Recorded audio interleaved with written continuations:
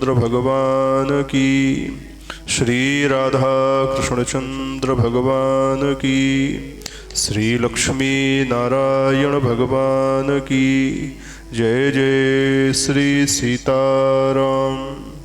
हरि ओम तच्छंजोरा वृणीमहे गातुं यज्ञान गातुं यज्ञपतये दैवी स्वस्तिरस्तु नः स्वस्तिर्मानुषेभ्यः ऊर्ध्वं जगातु भेषजं शन्नो अस्तु द्विपदेशं चतुष्पदे।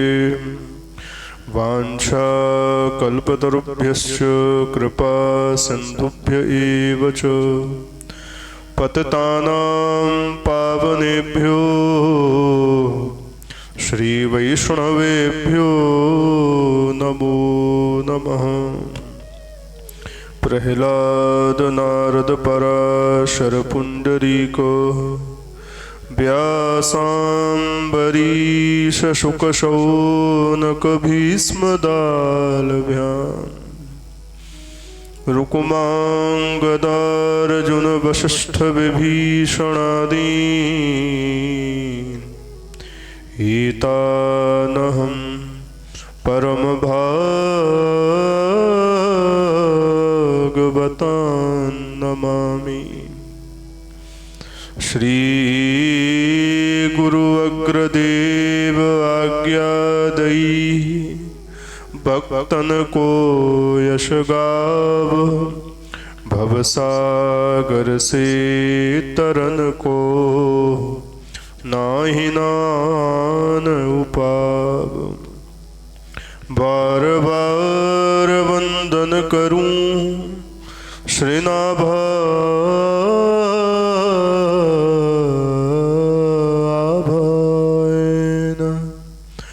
काढ़्यो गावा वेद को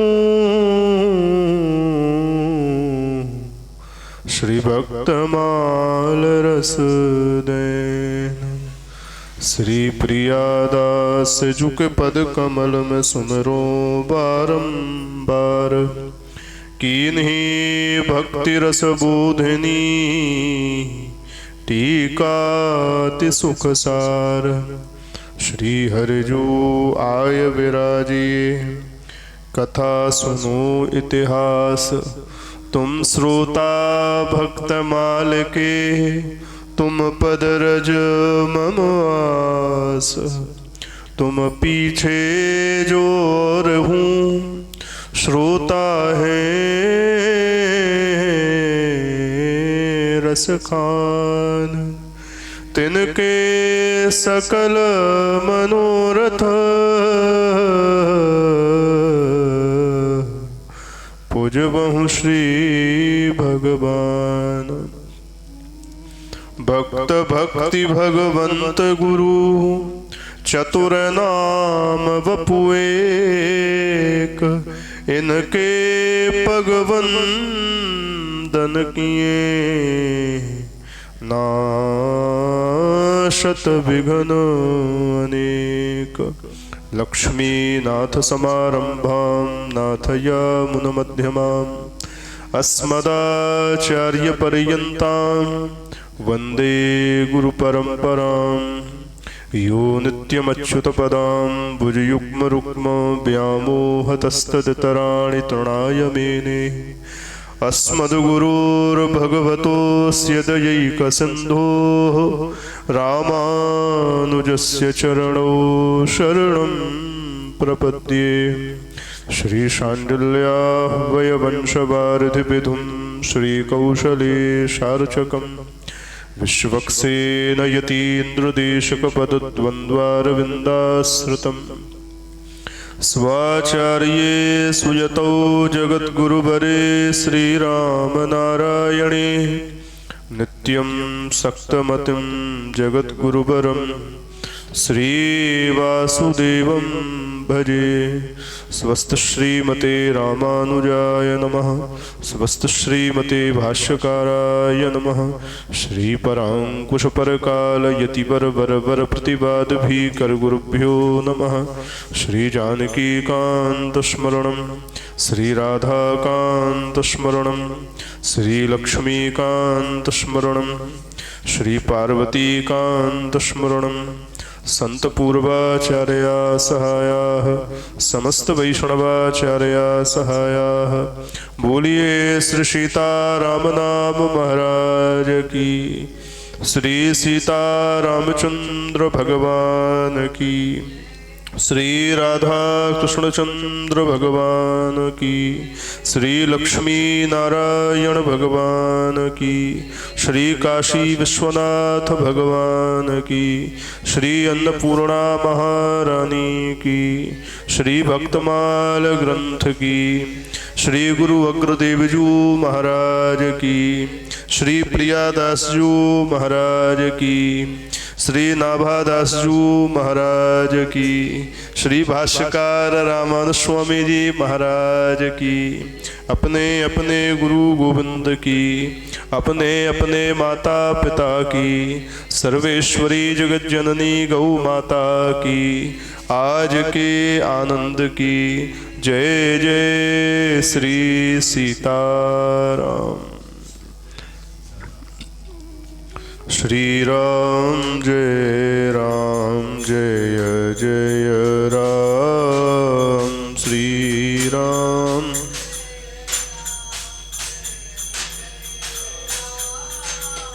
श्री राम जय जय राम। श्री राम जय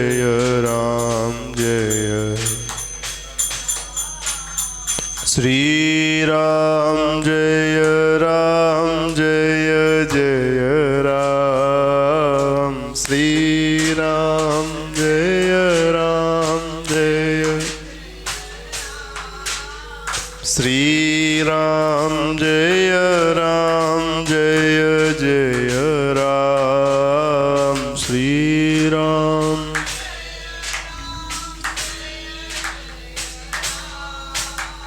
श्री राम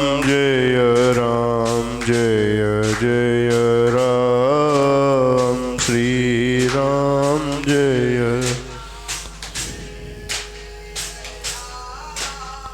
जय रघुनंदन जय सिया राम। जय रघुनंदन जय रघुनंदन जय सिया राम। जय रघुनंदन श्री जानकी वल्लभ कृपा निधान। जानकी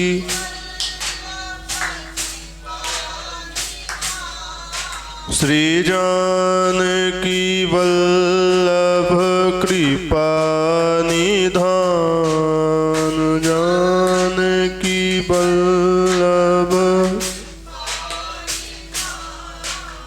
श्री राम जय जय राम। श्री राम जय श्री राम जय जय राम। श्री राम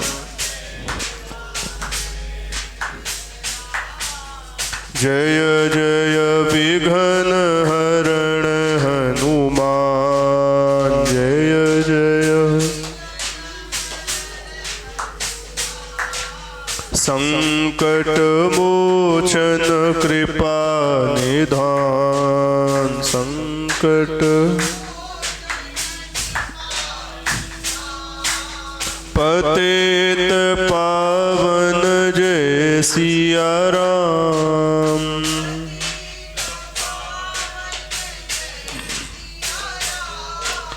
दीन बंधु प्रभु जय जय सिया राम।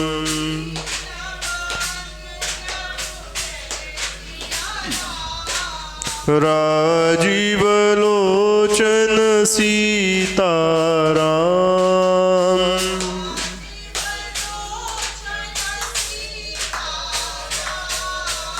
पुंडरीकाक्ष सीताराम।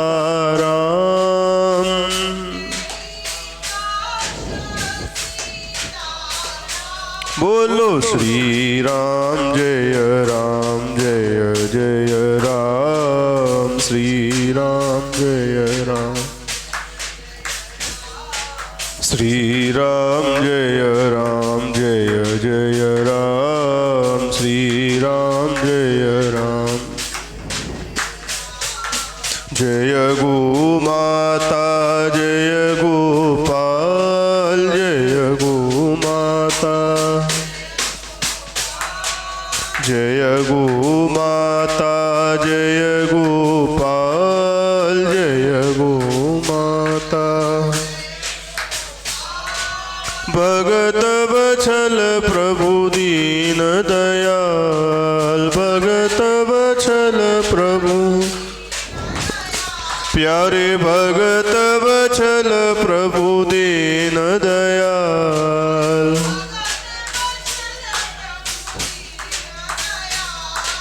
जय गो माता जय गोपाल, जय गो माता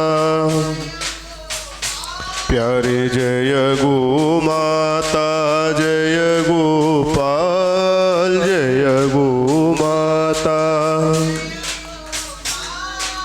भगत बछल प्रभु दीन दयाल, भगत बछल प्रभु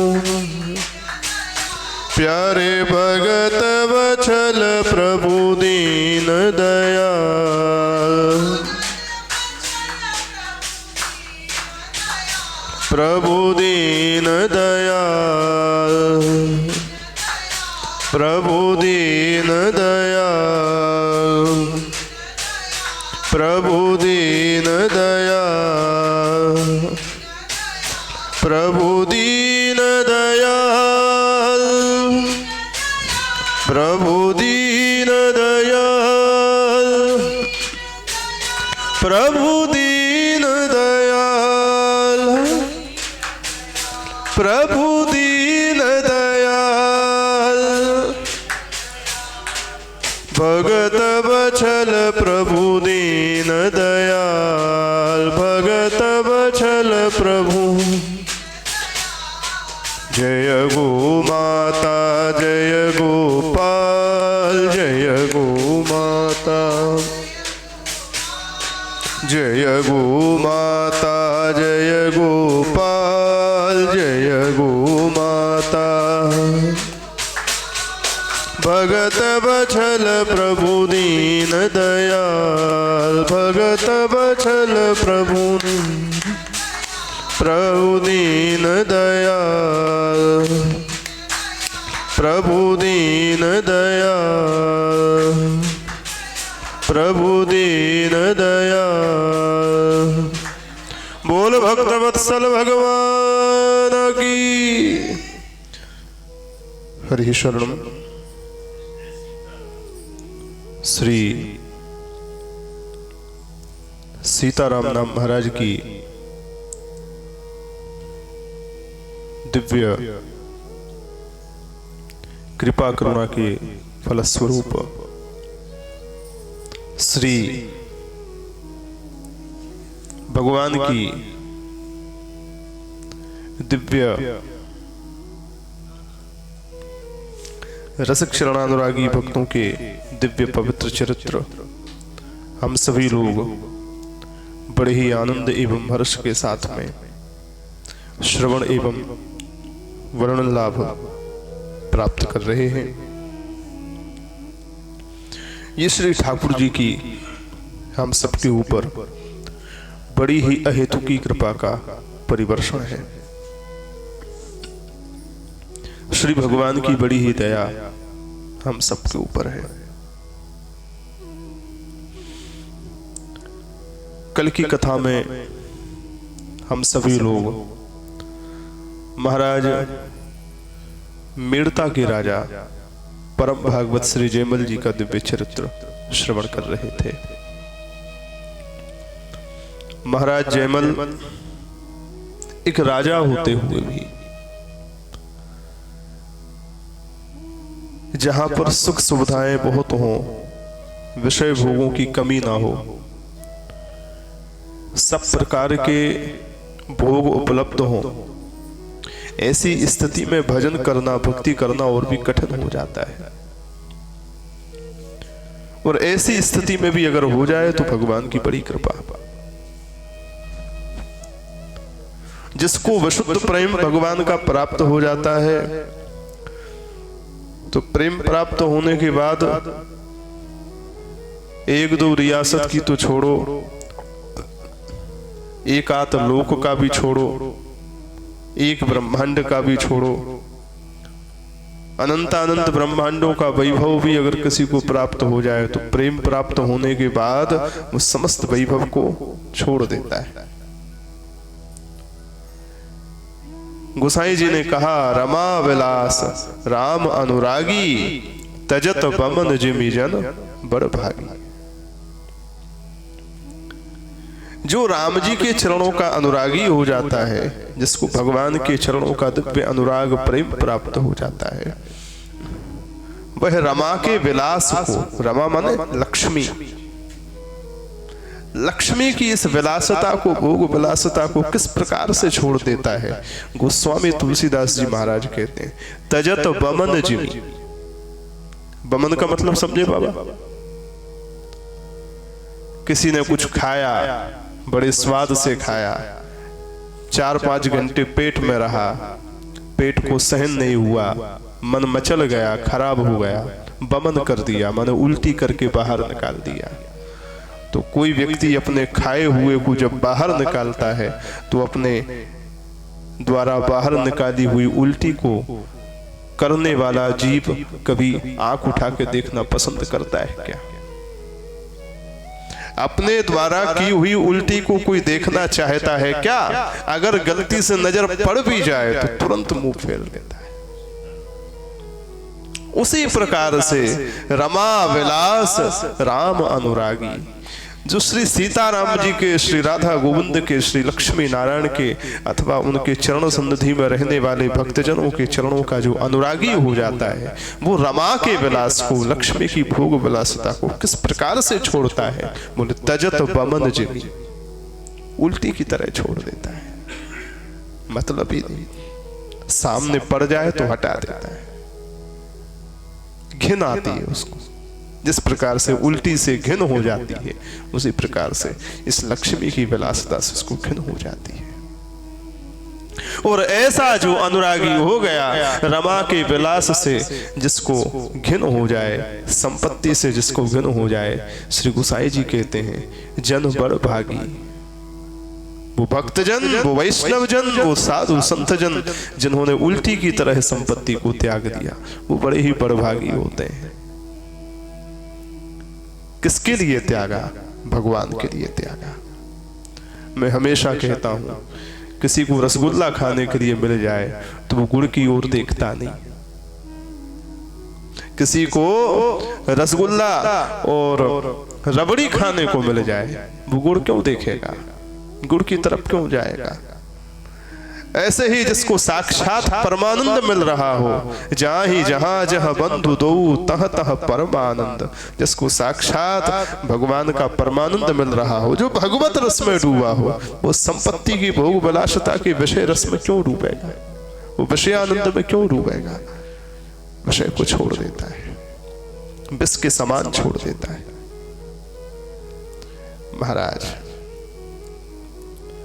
महाराज जयमल राजा हैं, लेकिन राजा होने के बाद भी श्री ठाकुर जी की कृपा ऐसी कि दिव्य भक्ति उनके हृदय में विराजमान है। कल की कथा में जो चरित्र हमने आपका श्रवण किया था, उसमें हम सुन रहे थे, ये भक्ति रस का स्वरूप जानते हैं। भक्ति रस का स्वरूप क्या है? बोले भक्ति रस को स्वरूप यह छवि सार, चारु हरि नाम लेत असुवन झरी है।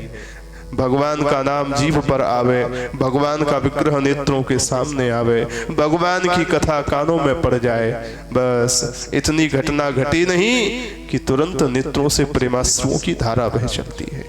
ये भक्ति है। यही भक्ति का स्वरूप है जो आपको प्राप्त था। और ये आपको प्राप्त हुआ कैसे? बोले कीन्ही साधु सेवा। कल ये सब विस्तार से बताए हैं, केवल संक्षेप में एक बार स्मरण कर रहे हैं उन प्रसंगों को। कीन्ही साधु सेवा, साधु संतों की, भक्तजनों की ऐसी सेवा करी कि उस सेवा के प्रताप से भगवान की दिव्य भक्ति प्राप्त हो गई। एक बात और कहते कहते चलूं, कल नहीं बताई थी, ये साधु संतों की सेवा का रंग उनको चढ़ कैसे गया।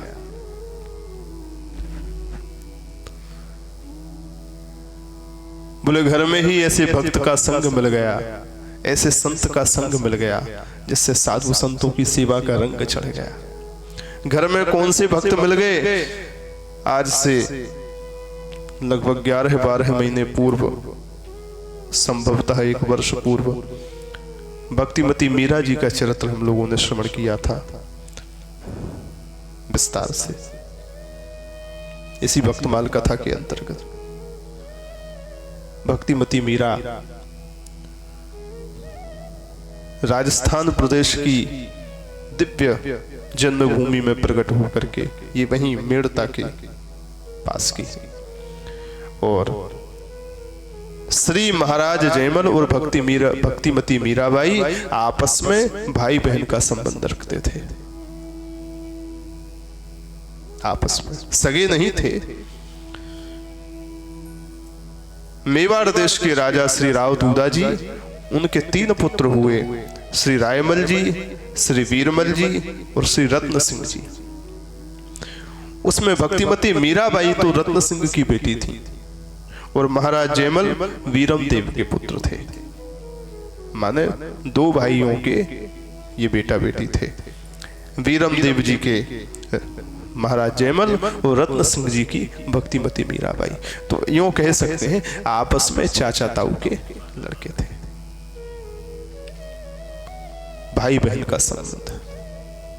इतनी भक्ति नहीं थी पूर्व में महाराज जयमल की, लेकिन अपनी ही बहन भक्तिमती मीराबाई की जब अपने ही घर में इस प्रकार की उच्च कोटि की भक्ति देखी, साधना देखी, संतन ढिंग बैठ बैठ लोक लाज खोई, मेरे तो गिरधर गोपाल दूसरो ना कोई।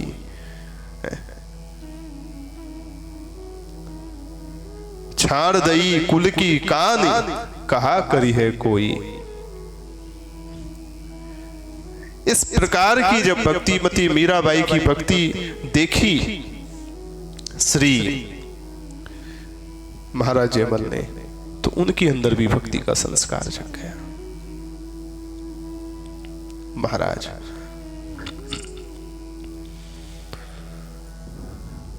रीति प्रीति की प्रतीत भई, सुंदर भक्ति का संस्कार जब आया, महाराज जयमल भगवान की सेवा करने लगे। कैसी सेवा करते हैं इसकी चर्चा कल हो रही थी। महाराज ने देखा कि मेरे को गर्मी लगती है तो मेरे ठाकुर जी को भी गर्मी लगती है, इसलिए भगवान की गर्मी की राहत के लिए कुछ व्यवस्था करनी चाहिए। इसलिए छत पर एक बड़ा सुंदर बंगला भगवान के लिए बनवाया, हवा महल तरह का, सुंदर सुंदर गुरबे गुलाब के फुहार छूटे ठोर ठोर, उठत जकोर तामे त्रिविध समीर के, शीतल मंद सुगंध 3 प्रकार की वायु जिस बंगले में बह रही है। सुंदर सुंदर इत्र और अतर के सुंदर सुंदर फुहार जहां पर छूट रहे हैं। सेज अरबंदन की चंदन की चोली चारू, श्री गोविंद सुमन श्रृंगार है शरीर के। सुंदर कमलों की शैया बनाते हैं। जनक बनक सो बानक बन बैठी, आज राधिका रमन संग भवन उसीर के। राधिका के जो रमन है श्री कृष्ण चंद्र, उनकी दिव्य सेवा करते हैं। और महाराज पीकदानी की व्यवस्था, पानदान की व्यवस्था, जलपान की व्यवस्था, भोजन पान की व्यवस्था सब करके, शैया तैयार करके, दंडवत करके, सीढ़ी से उतर करके पहरेदारी में लग जाते हैं। कल चर्चा हुई पहरेदारी करते हैं। क्यों करते हैं? बोले जब मैं एक राजा हूं, मेरी सुरक्षा में जब पहरेदार रहते हैं तो भगवान तो राजाओं के राजा हैं, महाराजा हैं, अनंत कोटि ब्रह्मांड नायक हैं, उनकी भी सेवा में पहरेदारी करनी चाहिए। पहरेदार बन के खड़े हो जाते हैं रात को। यही है अनुराग की सेवा। मेड़ते प्रथम वास जय मल नृपति ताको, सेवा अनुराग, अनुराग की सेवा है ये। हमने परसों की कथा में भी कहा था कि सेवा तो अनुराग की है। हमको एक घटना याद आई। एक बार कुंभ में थे, लगभग आज से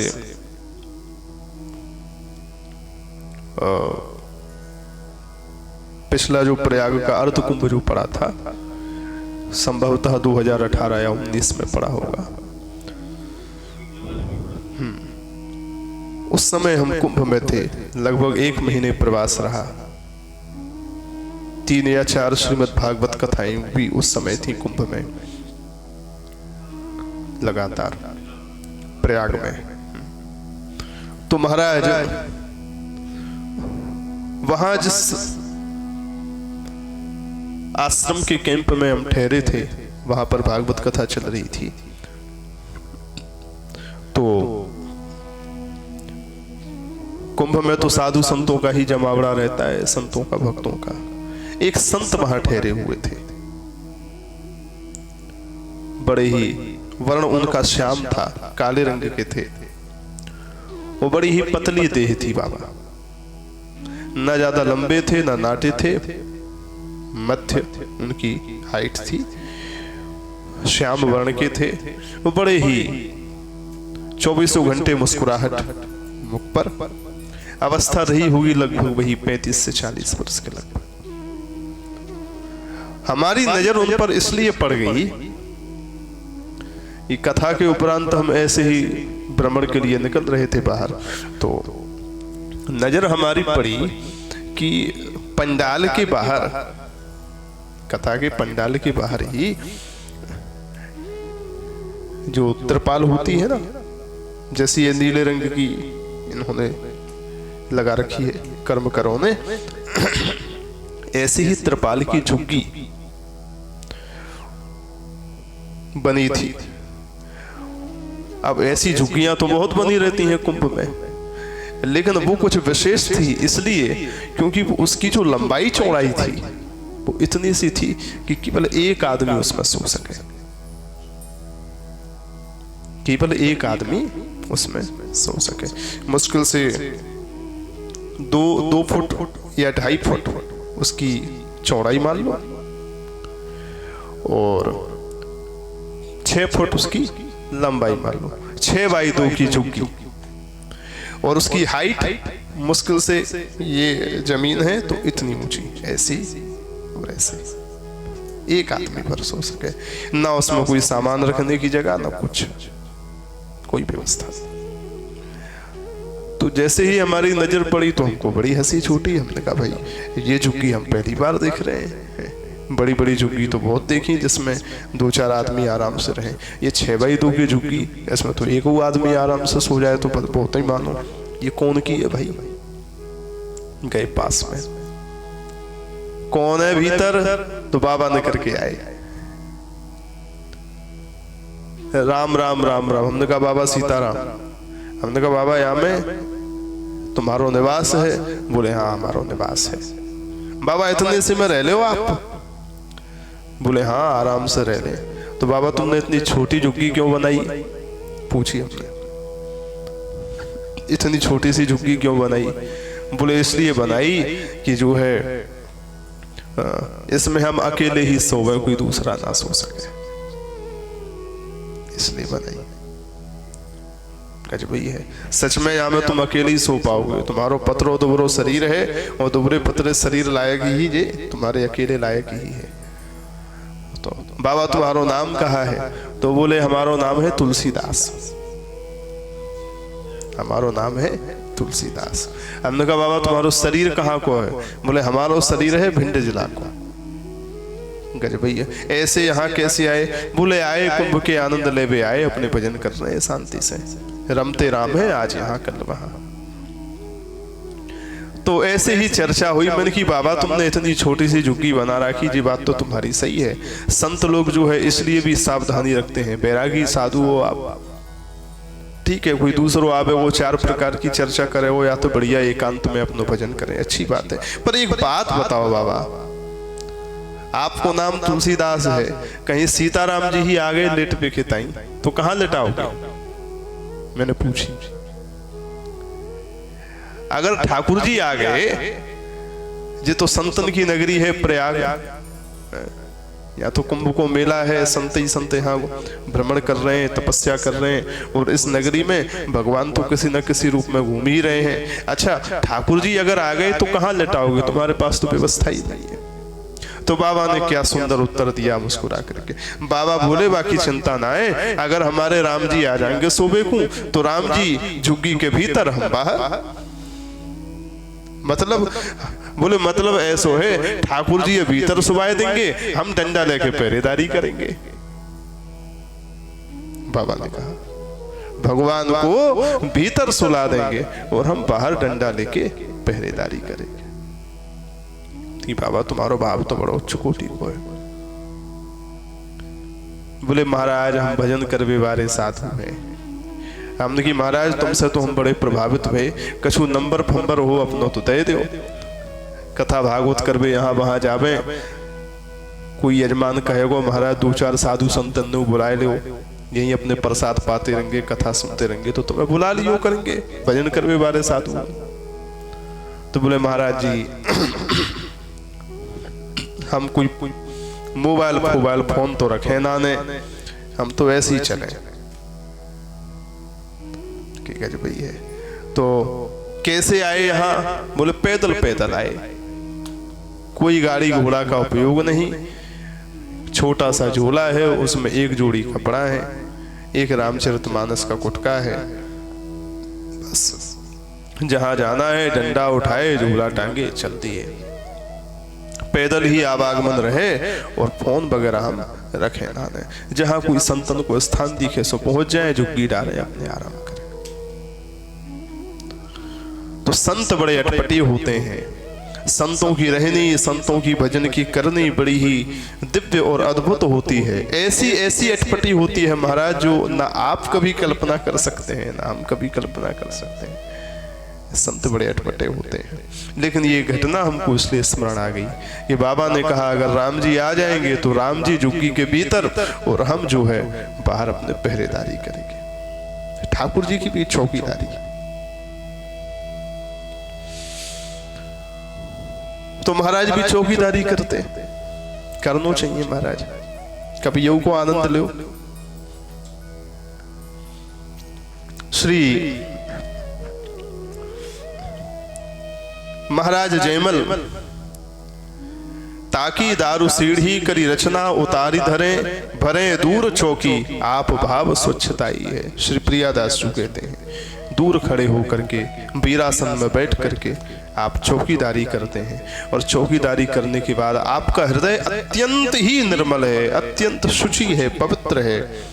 सत्संग और भजन और साधु सेवा, भगवत भागवत जनों की सेवा करते करते मन अत्यंत दिव्य निर्मल हो चुका है, धवल हो चुका है। इसलिए उस निर्मल हृदय में आप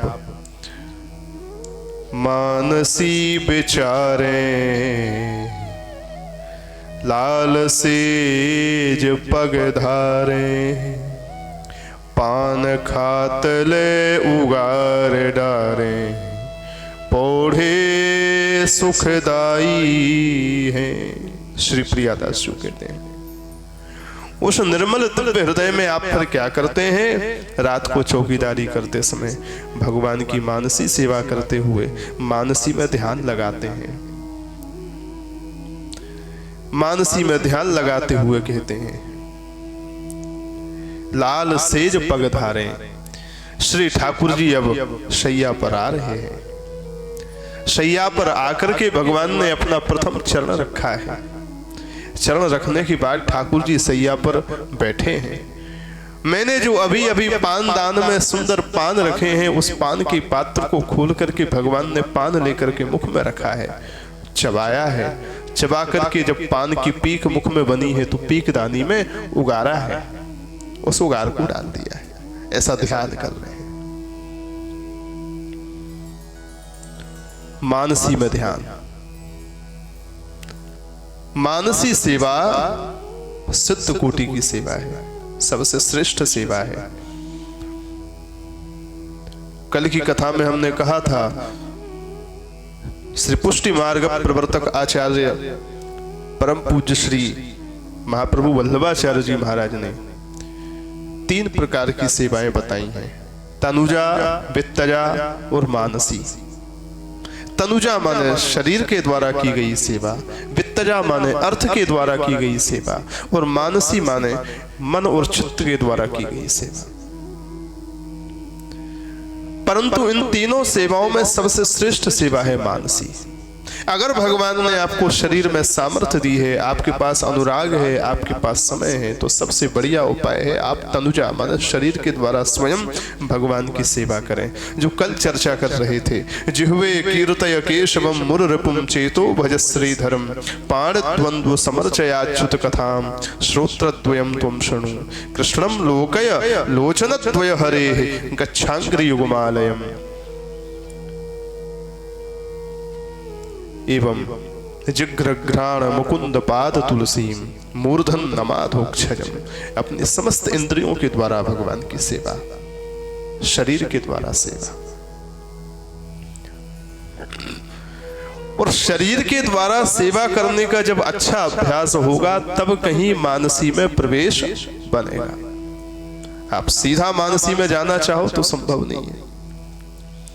शरीर के द्वारा सेवा करते करते, भजन करते करते, सत्संग करते करते जब चित्त की शुद्धि होगी तब कहीं मानसी में जब ध्यान करने बैठोगे तो उस निर्मल मन में भगवान आएंगे, नहीं तो नहीं आएंगे। संसार ही घूमेगा, आंख बंद करते ही दरवाजा नाचेगा, बाबा इतने बजे इतनी गाड़ी, ये नंबर की गाड़ी आई, इतने बजे इतने नंबर की गाड़ी आई, यही सब नाचेगा।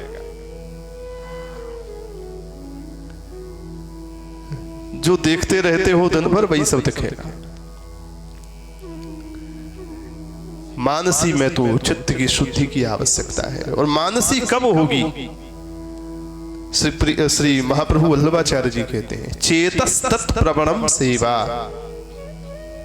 चित्त सब प्रकार से भगवान में जब तल्लीन हो जाता है सेवा करते करते, तब मानसी सेवा सिद्ध होती है।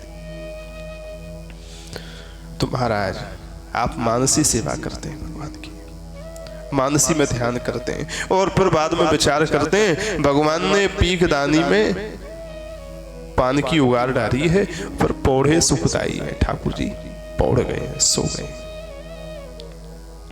तियाहू ना भेद जाने,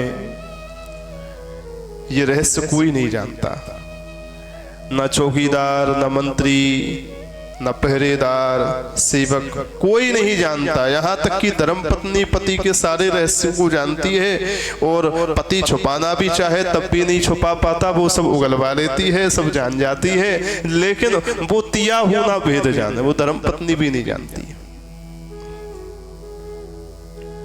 एक दिन मन में आया महाराज को रोज हमारे पास आ जाना चाहिए, यहाँ पर विश्राम करना चाहिए। महाराज रोज वहाँ पहरा करते हैं। आखिर के ऊपर सुना तो है बड़ा अच्छा भगवान का मंदिर बना है, सेवा होती है, लेकिन आखिर के ऐसा है क्या?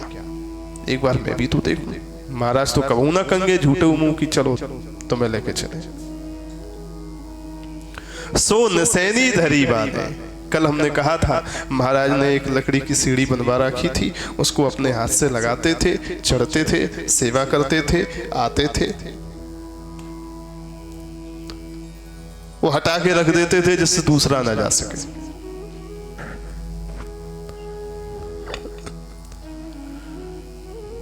आज वही उस नसैनी पे नजर मार करके रानी वही नसैनी जो है लेकर के आई। चुपचाप नसैनी लगाई, चढ़ी, चढ़ रही थी ऊपर जाने के लिए। देख के तो आऊं क्या है कैसा है। पर कल हमने कथा में कहा, प्रियादास जी ने वर्णन किया था कि जो ऊपर बंगला बना था उसका स्वरूप कैसा था। दीवारों पर चारों तरफ तो भगवान की लीलाओं के चित्र थे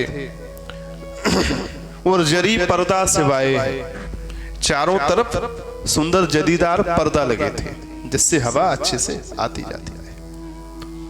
अब वो महाराज जब नसैनी से चढ़ी तो नसैनी से जब चढ़ी तो सबसे पहले पर्दा आयो। बाना धीरे से, रात का समय, धीरे से उसने पर्दा हटाया। जाना तो था भीतर, पर भी पर्दा हटा करके भीतर जाना भूल गई। क्यों भूल गई? क्योंकि कुछ दिखा। क्या दिखा? देखे को किशोर सोयो। क्या देखा उसने? उसने देखा कि सुंदर कमलों की शैया बनी हुई है। कमल पुष्पों की शैया पर कोई 16 वर्षीय एकदम नीचे से ऊपर तक नीलांबुज शरीर है। कमल के ऊपर कमल पोढ़े हुए हैं। नव कंज लोचन कंज मुख कर कंज पद कंजारुणम।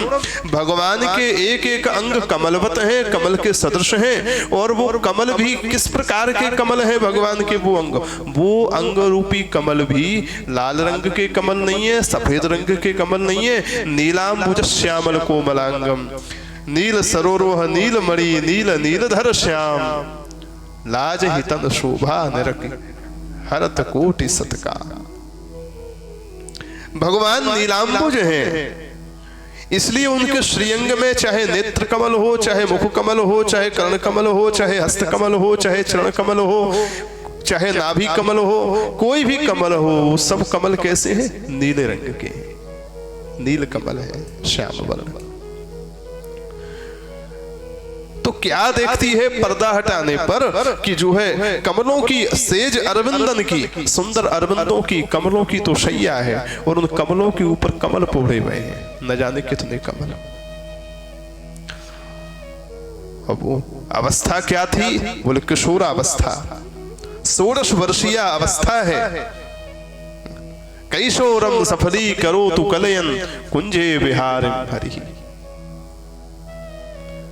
भगवान नित्य किशोर हैं और उनकी परम आह्लादनी शक्ति श्री किशोरी जी, उनका नाम ही है किशोरी। किशोरी क्यों है? क्योंकि वो नित्य किशोरी हैं। 16 वर्ष की अवस्था से ऊपर कभी भी इनकी शारीरिक अवस्था बढ़ती नहीं है। आयु तो इतनी है कि कोई गणना ही नहीं है, अनादि है, कब से है ये कुछ पता ही नहीं।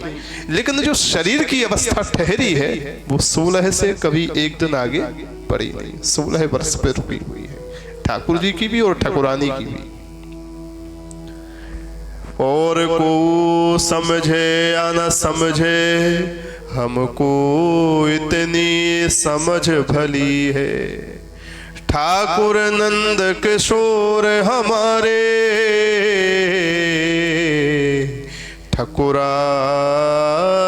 वृषभानु लली है। ठकुरायन वृषभानु लली है। ठाकुर और ठकुरानी की जो अवस्था है वो नित्य किशोर है। इसलिए संत जन बड़े भाव में कहते हैं, भैया अरे दुनिया वालों, तुम्हारी जवानी तभी सफल है जब तुम भगवान की किशोरावस्था का दर्शन करो। कैशोरम सफली करो तु कलयन कुंजे विहारिम हरिम। चाहे तुम्हारा बचपना हो, चाहे तुम्हारी जवानी हो और चाहे तुम्हारा बुढ़ापा हो, ये सफल तभी है जब नित्य किशोर और नित्य किशोरी का दर्शन करो। सफल हो जाएगा जीवन। तो क्या देखती है कि 16 वर्षीय अवस्था है और भगवान कोई 16 वर्षीय कोई किशोर है नीले रंग का। ऐसी आभा निकल रही है कि महाराज पूरा का पूरा जो बंगला है वो चमचमा रहा है भगवान के श्रीअंग की दिव्य आभा से, उस प्रभा से शोभायमान हो रहा है पूरा कक्ष। वो बड़ा ही सुंदर सुगंधी निकल रही है। महाराज ने तो इत्र और अगर की व्यवस्था कर ही रखी है भगवान की सुख सुविधा के लिए, पर ठाकुर जी का तो श्रीअंग ही सुंदर प्रकाशमान है, स्वयं प्रकाश है और स्वयं सुगंधित है। भगवान का श्रीअंग स्वयं प्रकाशमान है और स्वयं सुगंधित है। महाराज देखे को किशोर सोयो, क्या देख रही है? कोई किशोर सो रहा है। राम राम राम राम। मन में जैसे ही विचार आया, अरे पहचान गई, ये तो साक्षात ठाकुर जी सोए रहे हैं,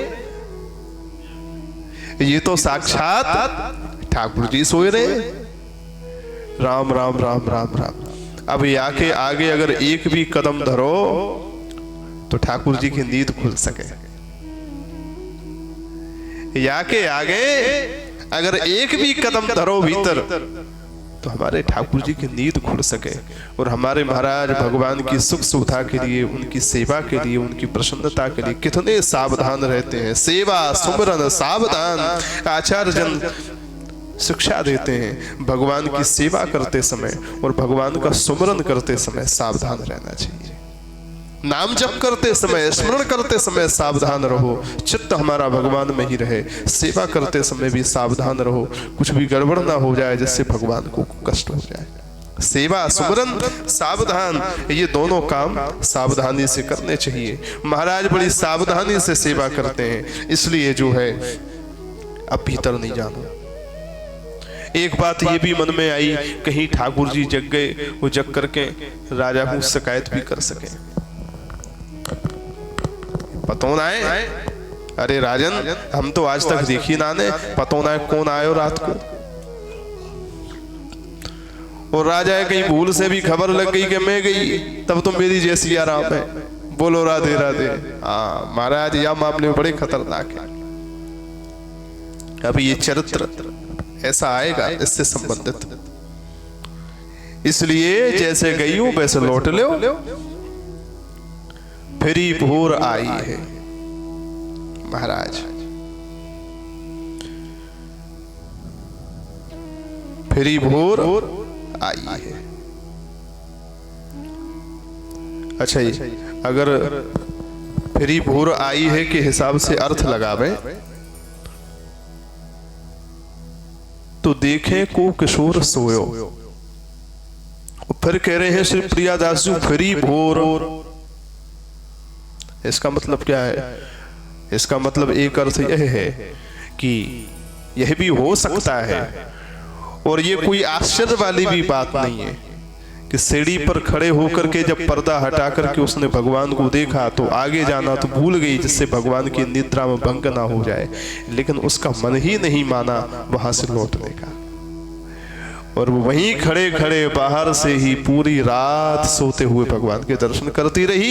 लौटी कब? फिरी कब? बोले फिरी भोर। जब भोर होने को आई और जब उसने देखा कि अब भोर हो गई, महाराज बस आने वाले हैं जल लेकर के सेवा के लिए, बस अब खसक लो यहां से।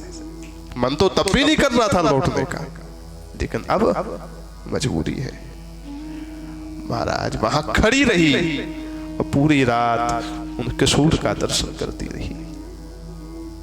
फिरी भोर आई है, तुरंत उतर करके जहां से सीढ़ी उठाई थी महाराज सीढ़ी लेने आए। बाकी पहले वहां पे सीढ़ी लगाई और सीढ़ी लगा करके अपने निज महल में, निज कक्ष में पहुंच गई। महाराज अपनी सेवा में आए। सेवा कितनी देर करते थे? कल की कथा में हमने कहा था, करे घड़ी 10 घड़ी सेवा करते थे। 10 घड़ी माने 240 मिनट, अर्थात 4 घंटा।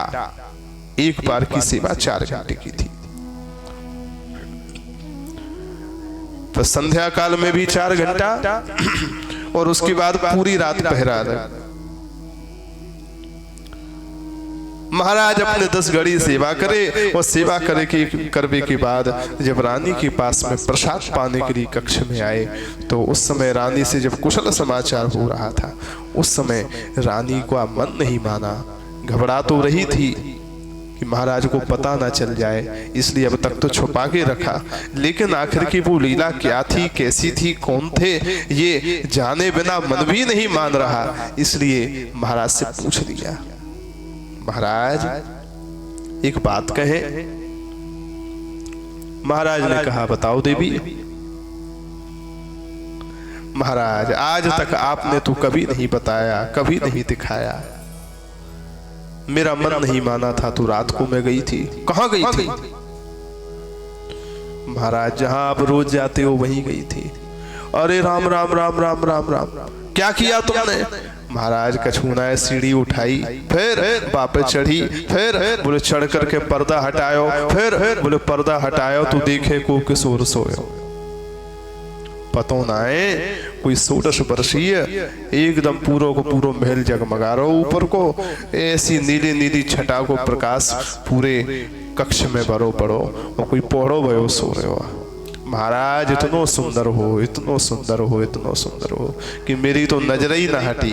पूरी रात बस सीढ़ी पे खड़े खड़े देखते देखते कब गुजर गई पतो ही ना चलो।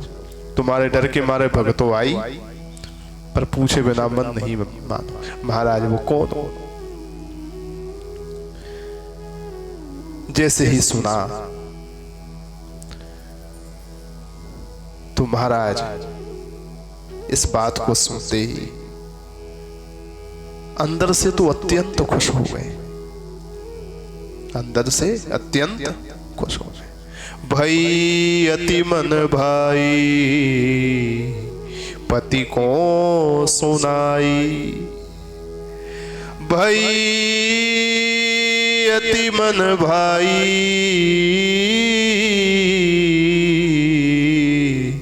पति को सुनाई। ये भाई अति मन भाई, ये जो छंद में कहा, ये दोनों के लिए होगा। रानी के लिए भी अत्यंत मन भाया हुआ काम हो गया, राजा के लिए भी हो गया। राजा बड़े अंदर से तो खुश हुए। राजा ने कहा धन्य है मेरी रानी, मैं तो मानसी में ही भाव रखता हूं कि ठाकुर जी अब आए, अब चरण रखे, अब भगवान बैठे, बैठ करके अब पानदान में से पान निकाला, अब मुख में चबाया, और जब पीक बनी तो उगार पीकदानी में डाली, और पोढ़े सुखदाई है, अब भगवान पोढ़ गए। मैं तो ये सारी की सारी लीला मानसी में नीचे ध्यान करके भाव से करता हूँ, चिंतन करता हूँ कि प्रभु आ रहे हैं, वो सब कर रहे हैं, पर तू तो प्रत्यक्ष दिखाई। तो सौभाग्यशालिनी है, वो भी तेरे को अपना वह दिव्य दर्शन कराना चाहते होंगे, इसलिए तेरे को हो गया नहीं। भगवान की इच्छा के बिना भगवान का दर्शन किसी को होता है भला? बड़ी सौभाग्यशाली है। तो अंदर से तो बड़े खुश हुए, उसके सौभाग्य की सराहना करने लगे, लेकिन बाहर से ऐसी गलती दोबारा ना करे, इसलिए तुरंत डांटते हुए बोले क्यों गई थी तुम? डांटा। बाको खींच डर पाई, बाहर से खींच गए, क्रोध तो हो गए, वो डरा दिया। देवी आज गई सो गई, पर आज के बाद कभी वहां चली मत जाना। मेरे जीवन धन सर्वस्व है, मेरे जीवन की सारी पूंजी है। कुछ भी कहीं से भी किसी भी प्रकार की अगर असावधानी हो गई तो मेरे लिए उससे बड़ा कलंक जीवन में कुछ हो नहीं सकता। मैं नहीं चाहता कि मेरे जीवन धन सर्वस्व, प्राण धन सर्वस्व भगवान की सेवा में किसी भी प्रकार की रंच मात्र भी असावधानी हो। भगवान सो रहे हैं, तुमको सोने देना। कभी भी सीढ़ी लगा करके उस वक्त देखने मत जाना। बाको खींच डर पाई, ऊपर से तो धमका दिया, डरा दिया, परंतु अंदर से श्री प्रियादास जी कहते हैं भाई अति मन भाई, अत्यंत प्रसन्न हो गए। बारे बा देवी, तुम्हारे सौभाग्य को मैं प्रणाम करता हूं, तुम्हारे सौभाग्य को मैं प्रणाम करता हूं। महाराज श्री प्रियादास जी कहते हैं इस प्रकार से रोज सेवा करते थे। महाराज जयमल इस प्रकार से रोज सेवा करते थे। बड़ी ही दिव्य सेवा थी, सेवा में बड़ी ही सावधानी थी आपके यहां।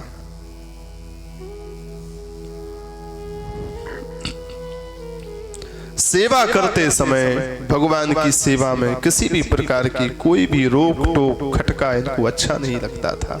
रानी भी किसी प्रकार से खटका ना कर दे, इसलिए रानी को भी आपने धमका दिया। कोई खटका अच्छा नहीं लगता था। आपके यहाँ आपने सीधा नियम ही बना रखा था, जब मैं भगवान की सेवा में हूँ उस समय कोई भी किसी भी प्रकार का संदेश देने के लिए भी, चाहे वो अच्छे से अच्छा हो और चाहे बुरे से बुरा हो, किसी भी प्रकार की सूचना संदेश मेरे पास उस समय ना आए।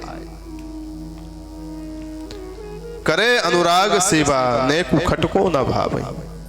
किसी भी प्रकार का खटका अच्छा नहीं।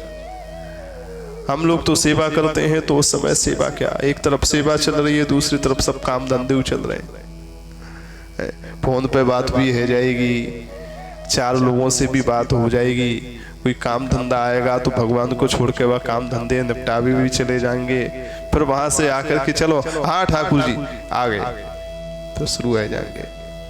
हम लोगों की तो ऐसी सेवा है, पर महाराज की सेवा कैसी है? बोलो नेकु खटको ना भावई। थोड़ा सा भी खटका महाराज को अच्छा नहीं लगता।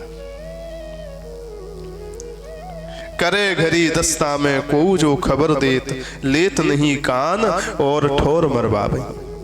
बताइए 10 घड़ी जब तक मंदिर में बैठ के सेवा करते थे, उस समय अगर कोई किसी भी प्रकार की खबर देने आता है तो महाराज सुनते ही नहीं है। लेत नहीं कान, सुनते ही नहीं है। उनके कान तो केवल भगवान की ही बात सुनने के लिए खड़े रहते हैं। हमारे ठाकुर जी का जो इच्छा जाहिर करें और हम बाकी वो इच्छा पूरी करें, और कोई बात नहीं सुनते।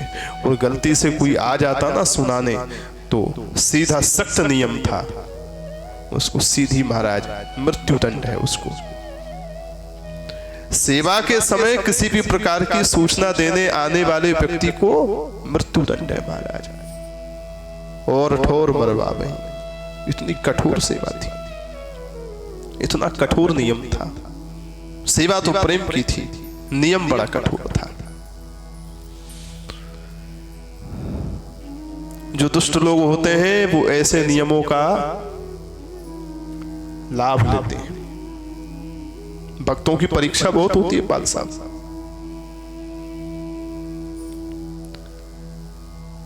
हो तो एक भाई भेद यह पाए लियो, कियो आने घेरो माता जाए कै सुना। भाई श्री प्रियादास जी कहते हैं, एक आपके ही परिवार का कोई भाई था, उसको पता चल गया महाराज का ऐसा ऐसा नियम है। महाराज जब सेवा में रहते हैं तो सेवा छोड़ते नहीं, और कोई दूसरा व्यक्ति जाए तो उसको सीधा मृत्यु दंड है, इसलिए कोई उस समय उनके पास जाता नहीं। लाभ लेना चाहिए। क्या लाभ ले? बोले ऐसे ही समय चढ़ाई कर दो राज्य पर। ऐसे ही समय जब राज्य पर हम चढ़ाई कर देंगे तो परिणाम क्या होगा? राजा तो सेवा छोड़ के आएंगे नहीं, और राजा के पास कोई खबर देने जाएगा नहीं। हम अपना काम कर लेंगे, बिना राजा की प्रजा क्या करेगी? इसलिए उसको जैसे ही ये अंदर की बात पता चली तो उस शत्रु ने संपूर्ण सेना को इकट्ठा करके महाराज जयमल के मेड़ता राज्य पर चढ़ाई कर दी। कियो आन घेरो, पूरे के पूरे किले को घेर लिया महाराज। जैसे ही चढ़ाई देखी, मेड़ते के किले को घिरा हुआ सैनिकों ने, सेनापति ने देखा, मंत्रियों ने देखा तो सबके हाथ पैर फूल गए। महाराज तो भीतर सेवा में हैं और बिना महाराज की आज्ञा के हम कुछ कर नहीं सकते। हम कुछ करें और महाराज बाद में यूं कहें तुमको आज्ञा किसने दी थी, क्या करेंगे? और महाराज तक खबर पहुंचा नहीं सकते। महाराज तक खबर देने जाने की अगर बात आवे तो कोई जाने को राजी नहीं। सबसे पहले तो महाराज को समस्या है, और महाराज को बता भी दे तो लेत नहीं कान, महाराज को सुनना ही नहीं है। परंतु परिणाम ये होगा कि जो कहेगा उसको मृत्युदंड है। सब बड़ी समस्या में थे। महाराज के पास जाने को कोई तैयार नहीं, वो जाए भी तो महाराज सुनने को तैयार नहीं, और जो जाए उसको मृत्युदंड निश्चित है। और किले के चारों ओर शत्रु ने घेराबंदी कर रखी है। सब समस्या में थे, क्या किया जाए। मंत्रियों ने महाराज जयमल की जो माता थी उनसे निवेदन किया,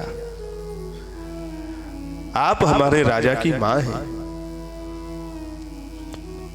आप ही एक ऐसी शख्सियत हैं जो महाराज से इस सिचुएशन में, इस प्रकार की परिस्थिति में जाकर के इस बात से अवगत करा सकती हैं कि बाहर किले की स्थिति क्या हो रही है। निश्चित रूप से महाराज आपको मृत्युदंड नहीं देंगे, आपकी बात का तो वो सम्मान करेंगे ही, क्योंकि आप उनकी मां हैं। आप जाकर के अवगत कराएं। माता ने इस बात को स्वीकार किया, हाँ मैं जाती हूं, मैं बताती हूं। महाराज जयमल की जो मां है वो उनके पास गई, जहां महाराज भगवान की सेवा में बैठे हुए थे। जाकर के सारी बात बताई। पहले तो वो यही चौंक गए कि मैया आई है सेवा के समय। मैया आई तो महाराज ने देखा तक नहीं, महाराज तो केवल सेवा कर रहे हैं, जैसे मुंह घुमा के देखा तक नहीं कि कौन आया।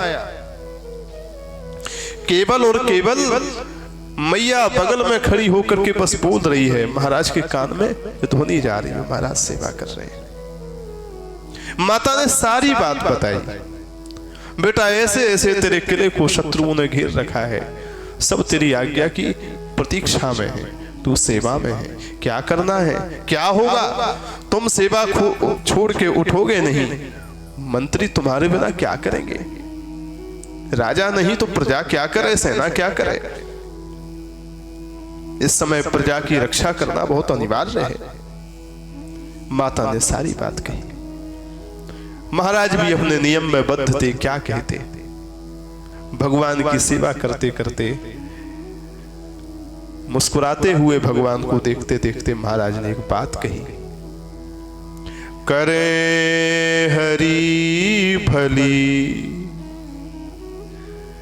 करें हरि भली, केवल ये 3 शब्द बोले। भगवान की ओर मुस्कुरा करके देख करके महाराज ने कहा, मां आप चिंता ना करें, करें हरि भली। जिनकी मैं सेवा कर रहा हूं वो हम सबका भला करेंगे, आपको चिंता करने की कोई आवश्यकता नहीं है। और महाराज जैसे सेवा कर रहे थे करते रहे, ऐसा विश्वास। जब जानकी नाथ सहाय करे तो कौन बिगाड़ करे नर तेरो। जब साक्षात सीताराम जी सिर पर हैं तो फिर कौन तुम्हारा क्या बिगाड़ सकता है। सिर पर सीताराम तो फिक्र फिर क्या करना, तेरे बिगड़े बनेंगे काम, फिक्र फिर क्या करना। बोले महाराज आप चिंता मत करो मां, करें हरि भली, भगवान भली करेंगे। मैया ने कहा ठीक है भगवान भली करेंगे। ऐसा उत्तर सुनकर के माता तू चली आई। अब जहां सेवा कर रहे थे वो ठाकुर जी चिंतित हो गए। भगवान भगवान ने विचार किया, ये राजा हमारा बड़ा भगत है, बड़ा शरणागत है, बड़ा समर्पित है, इसका देखो अटूट विश्वास हमारे प्रति है, और ये कह रहे हैं कि भगवान भला करेंगे। ऐसा विश्वास है तो क्या ऐसे भक्त का हम विश्वास तोड़ दें। मुस्कुरा करके महाराज जयमल ने कहा करें हरि भली, तो भगवान ने भी मन ही मन मुस्कुरा करके श्री विग्रह के रूप में ही अंदर कहा बिल्कुल हम तुम्हारा भला ही करेंगे। एक रूप से तो भगवान वहां विग्रह के रूप में सेवा स्वीकार ही कर रहे थे। ठाकुर जी ने दूसरे रूप से सुंदर अपने उस नीलांबुज किशोर स्वरूप जो अभी रानी ने रात के समय दर्शन किया, वही किशोरावस्था वाला भगवान श्री कृष्ण का नित्य किशोर स्वरूप राधा वल्लभ जी का श्री ठाकुर जी ने धारण किया। और उस नित्य किशोर स्वरूप को धारण करके भगवान सीधे गए कहां? जहां पर महाराज जयमल का घोड़ा बंधा था, अश्वशाला में। अश्वशाला में ठाकुर जी गए। अश्वशाला में जाकर के भगवान ने महाराज जयमल के घोड़े पर सुंदर हाथ फेरा है, उसको चारा खिलाया है, उसको पानी पिलाया है, फिर उसमें जो भी डोरी ओरी बांधी जाती हैं उन डोरी को बांध करके उसको तैयार किया है, क्योंकि इसको युद्ध में ले जाना है, रणभूमि में ले जाना है। और उसको घोड़े को तैयार करके, ये भगवान का पुराना अभ्यास है, ये पार्थ सारथी है, ये पार्थ सारथी है। घोड़े को तैयार करके ले जाने का अभ्यास इनका पुराना है, नाम ही है पार्थ सारथी। ठाकुर जी ने घोड़े को तैयार किया और घोड़े को तैयार करके तुरंत ही उछल करके भगवान घोड़े पर बैठे और अश्व पर बैठ करके भगवान ने, महाराज सेना तो भीतर ही है, सेना को तो कुछ अता पता है ही नहीं, सेना तो भीतर ही है। सेना तो सोच रही है, महाराज की तरफ से उत्तर मिला है कि करें हरि भली, भगवान भला करेंगे। अब महाराज ने ये कोई आज्ञा दी होती कि मंत्रियों से कह दो तुम लोग जाओ मैं आता हूं, तो हम चलते। अब महाराज ने ऐसी तो कोई आज्ञा दी नहीं, तो बिना आज्ञा के जाना भी उचित है नहीं, इसलिए सब भीतर ही है। इधर भगवान ने कहा सेना भी भीतर, महाराज भी भीतर, तो फिर शत्रु सिर के ऊपर क्या होगा, इसलिए चलना चाहिए। महाराज अकेले गए। करे हरि भली प्रभु घोड़ा सवार भये। भगवान महाराज जयमल के ही घोड़े पर सवार हो गए, उसको तैयार करके, और घोड़े पर सवार होकर के श्री ठाकुर जी सीधे रणभूमि में पहुंचे। और रणभूमि में पहुंच करके महाराज, जो शत्रु राजा था, उसने देखा सेना आ नहीं रही है अब तक, परंतु केवल एक घोड़ा चला आ रहा है। और वो घोड़ा दुबक दुबक करके बहुत ही अच्छी तीव्र गति से चला आ रहा था।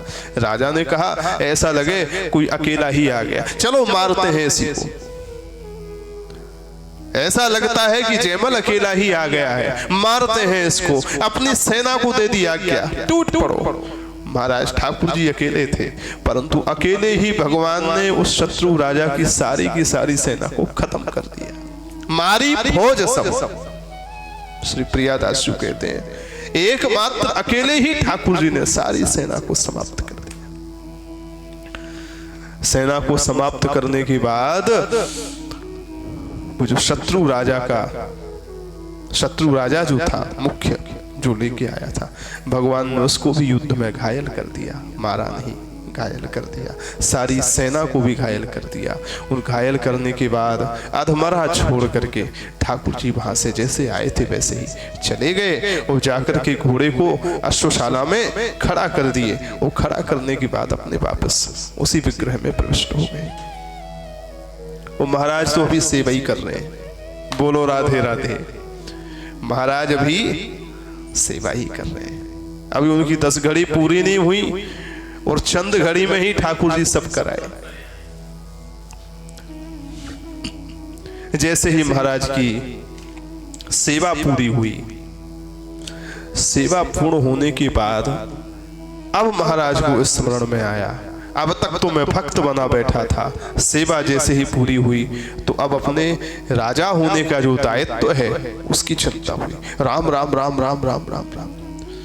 किले के बाहर शत्रु खड़ा हुआ है, सेना लेकर के खड़ा हुआ है, सब मेरे इंतजार में है, जल्दी चलूं जल्दी चलूं जल्दी चलूं, प्रजा का क्या होगा, ऐसा विचार करके तुरंत शक्राय नमः बोल करके जल को मस्तक से लगा करके भगवान को दंडवत करके आशीर्वाद लेके सीधे भागे हैं।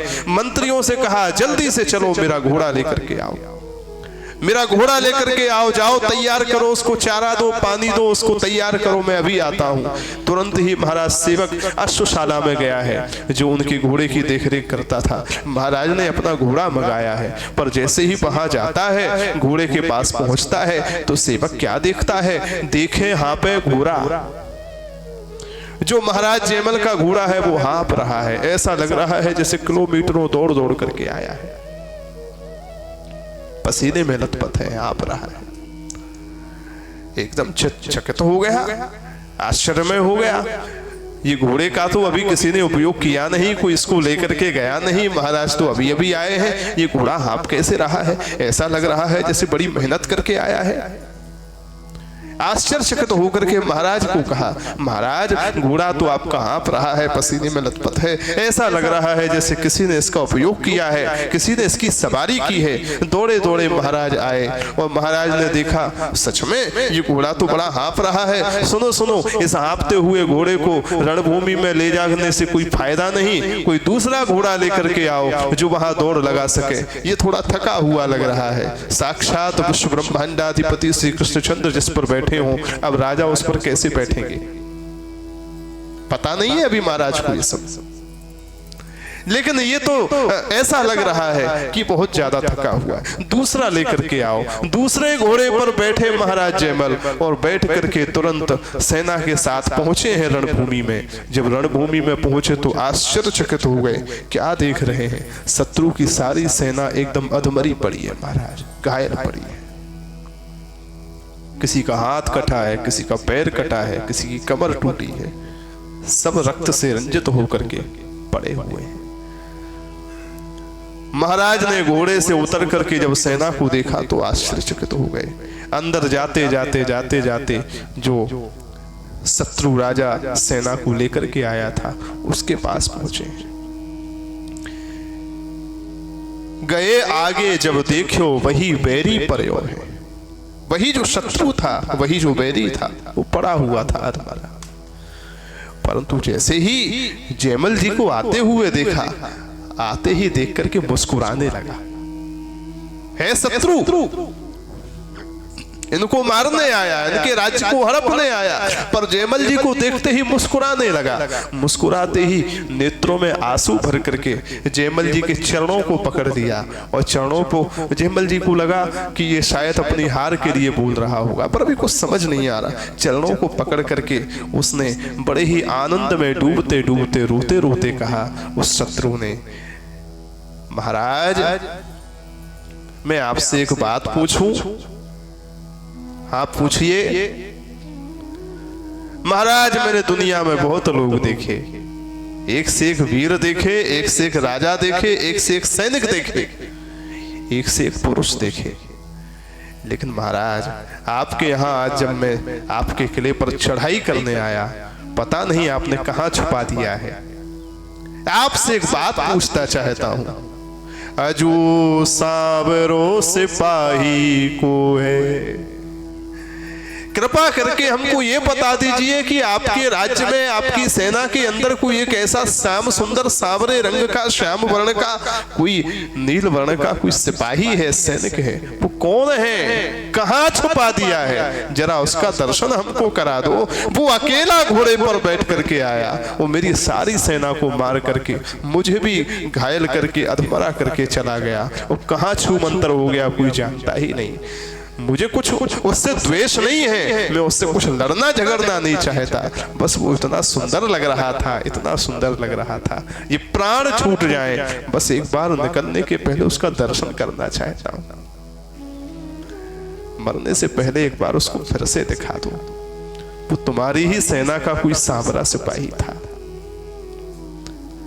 महाराज अब तक तो आश्चर्यचकित थे, आखिर के ये सेना को मार करके चला कौन गया? पर जैसे ही उसके मुख से ये बात सुनी कि अजू सांवरो सिपाही को है, सुनते ही महाराज के नेत्रों से प्रेमाश्रु छलछला उठे।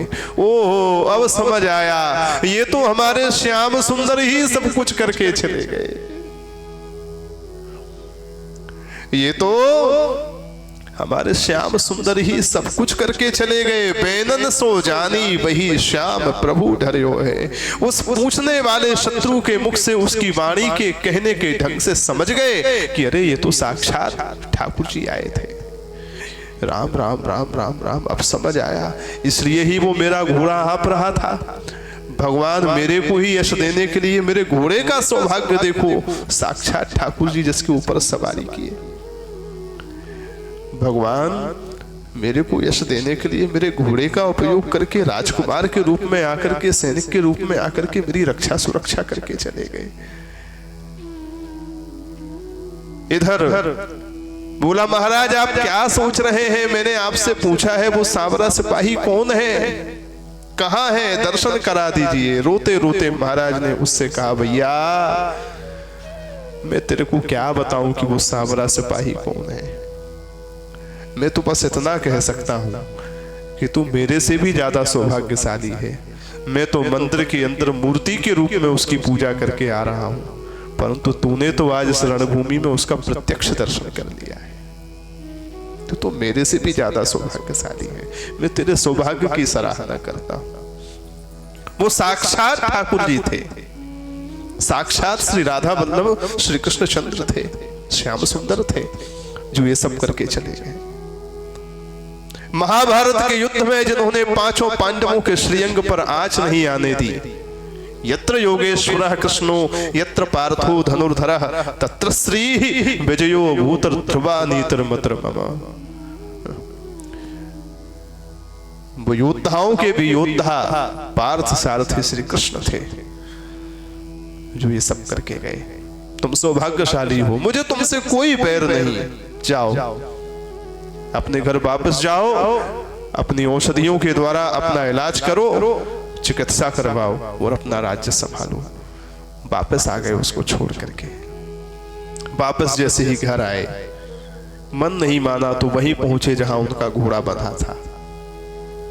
हाँफते हुए घोड़े को फिर से देखा, उसको बड़ा प्रेम किया, पीठ पर हाथ फेरा, चारा दिया, पानी दिया,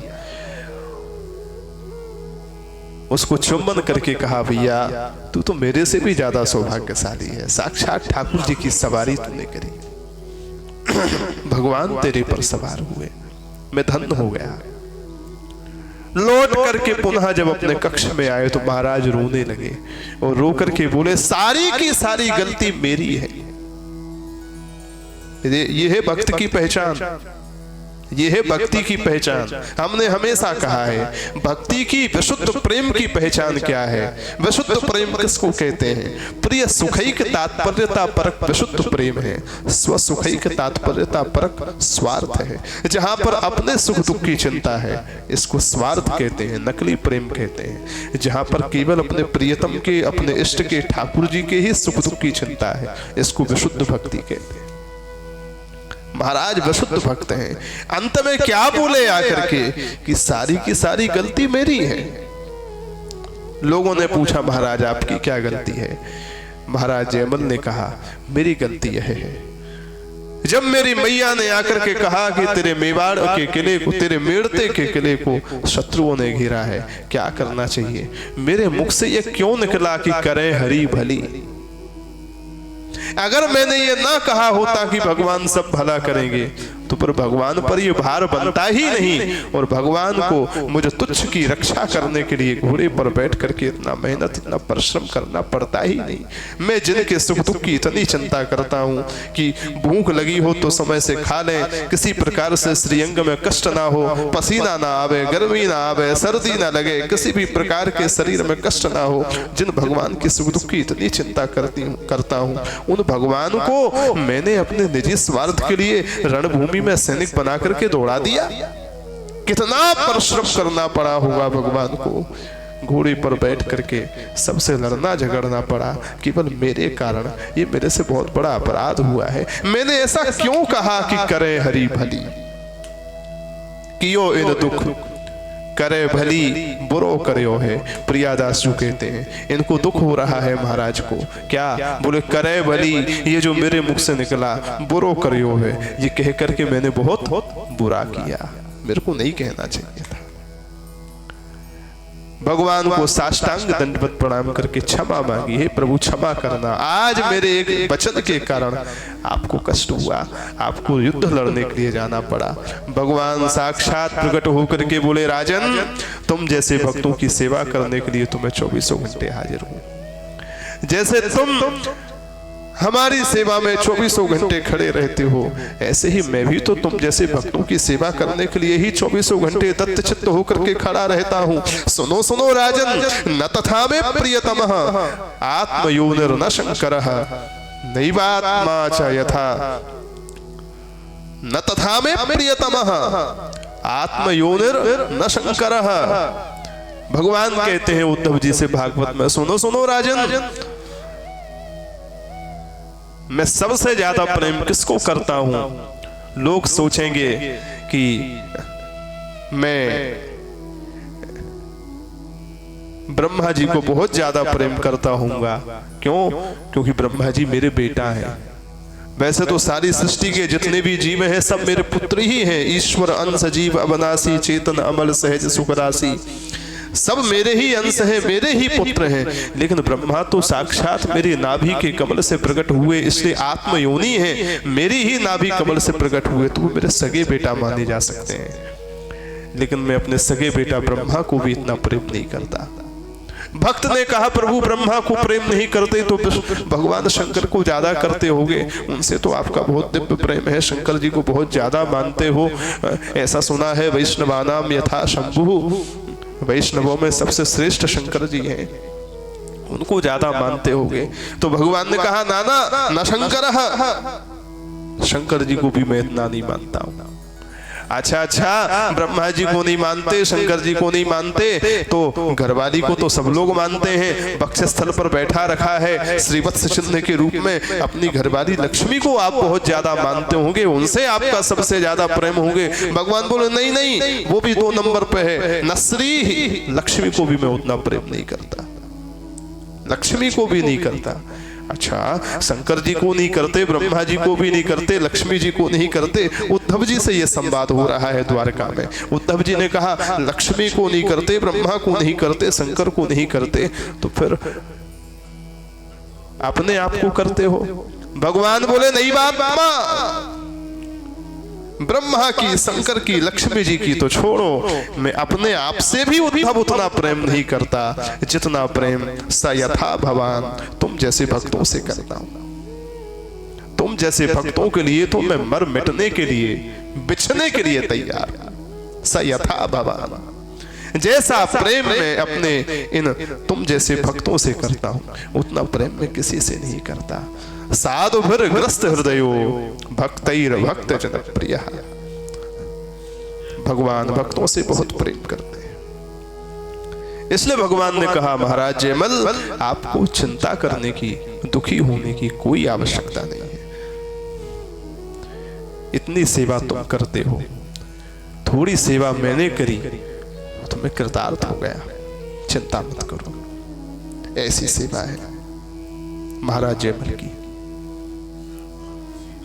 5 मिनट की एक छोटी सी चर्चा और करके मैं कथा को विश्राम दूंगा और महाराज जयमल के इस दिव्य चरित्र को प्रणाम करूंगा, जिससे हम कल नवीन चरित्र की ओर आगे बढ़े। भक्ति रस को स्वरूप यह छवि सार, चारू हरि नाम लेत असुवन झरी है। महाराज भक्ति रस का स्वरूप जानते हैं। एक बात और कहूं, इतनी भक्ति इनके अंदर आई साधु संग के कारण, साधु सेवा के कारण। साधु संतों की सेवा, दोनों सेवाएं हैं इनके जीवन में और दोनों ही होनी चाहिए। एक हरि सेवा, दूसरी साधु सेवा।